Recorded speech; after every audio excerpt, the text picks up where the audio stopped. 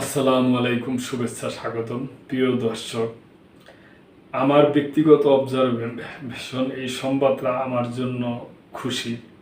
আশা করি আপনারা শুনলে আপনাদেরও খুশি, আনন্দই লাগবো যে আজকে কোরআনকুট 14 দলের সাথে প্রধান উপদেষ্টা মিটিং করছে।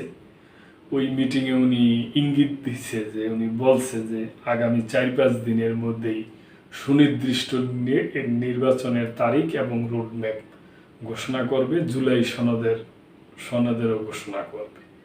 তো প্রিয় দর্শক, আমরা খুশি, আমরা আনন্দিত। এই সংবাদটা প্রথম আলোতে আসছে।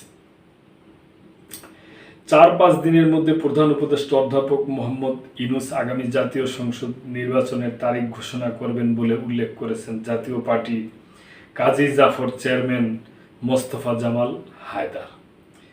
রাষ্ট্রীয় অতিথি ভবন যমুনায় আজ শনিবার বিকেলে প্রধান উপদেষ্টার সঙ্গে 14টি রাজনৈতিক দলের বৈঠক শেষে বেরিয়ে সাংবাদিকদের কথা বলেন মোস্তফা জামাল হায়দার।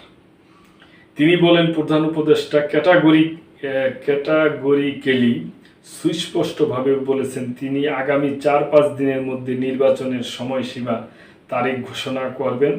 আলোচনার সবচেয়ে ফলপ্রসূ বিষয় হচ্ছে এটা, দেশে যে অরাজকতা আর একমাত্র সমাধানের পথ নির্বাচন, এটা সরকার বুঝতে পারছে। জাতীয় পার্টির এই নেতা বলেন, এর নির্বাচনের তারিখ ঘোষণার চেয়ে আনন্দের বার্তা আর কিছু হতে পারে না। নৈরাজ্যর সমাধান করবেন নির্বাচনের মাধ্যমে অনেক সমস্যার সমাধান হবে। প্রিয় দর্শক, আমরা ওইটা আশা করি, আমরা ওইটা বিশ্বাস করি। বৈঠক শেষে বাংলাদেশ লেবার পার্টির সভাপতি মোস্তাফিজুর রহমান সাংবাদিকদের বলেন, প্রধান উপদেষ্টাকে তিনি বলেছেন আইন শৃঙ্খলা রক্ষায় সরকার চরমভাবে ব্যর্থ হয়েছে। দেশের প্রধান সমস্যা আইন শৃঙ্খলার অবনতি, আর কোনো অভিযান চালালে পরিস্থিতি নিয়ন্ত্রণে আসবে। জাতীয় গণফ্রন্টের আমিনুল হক টিপু বিশ্বাস বলেন, তিনি আগামী ফেব্রুয়ারির মধ্যে নির্বাচন দেওয়ার কথা বলেছেন বৈঠকে। এনপিপির চেয়ারম্যান ফরিদুজ্জামান বলেন, প্রধান উপদেষ্টাকে অবিলম্বে নির্বাচনের তারিখ ঘোষণা করতে বলছেন তারা।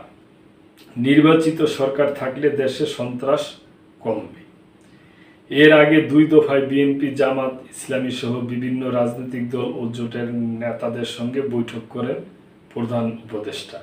এরপর আজ বিকেলে আরও 14টি দলের ও জোটের নেতাদের সঙ্গে বৈঠক করেন। তো প্রিয় দর্শক, আমরা খুশি, আমরা চাই নির্বাচনের একটা সুনির্দিষ্ট তারিখ, রোডম্যাপ এবং জুলাই সনদ, এটা হয়ে যাক। পাশাপাশি আমরা আশা করব যে বড় রাজনৈতিক দল বিএনপি আছে, জামাত আছে, তারপরে ইসলামী আন্দোলন আছে, এনসিপি আছে, আর অন্যান্য যে দলগুলো আছে, এরা মিল্লামিশা আলাপ আলোচনার মাধ্যমে সুন্দর একটা সুষ্ঠু নির্বাচনের দিকে যাবে এবং সুনির্দিষ্ট, সুস্পষ্ট, খুব শক্তভাবে একটা ঐক্য গড়ে তুলবে। এটাই আমরা চাই। দেশে শান্তি আসুক, পৃথিবীতে শান্তি আসুক, সবখানেই শান্তি আসুক, এটা আমরা চাই। প্রিয় দর্শক, আপনাদের যদি কোনো মন্তব্য থাকে অবশ্যই করবেন। লাইক, কমেন্ট, শেয়ার করে সাবস্ক্রাইব করে চ্যানেলটির পাশেই থাকবেন। আল্লাহ হাফেজ।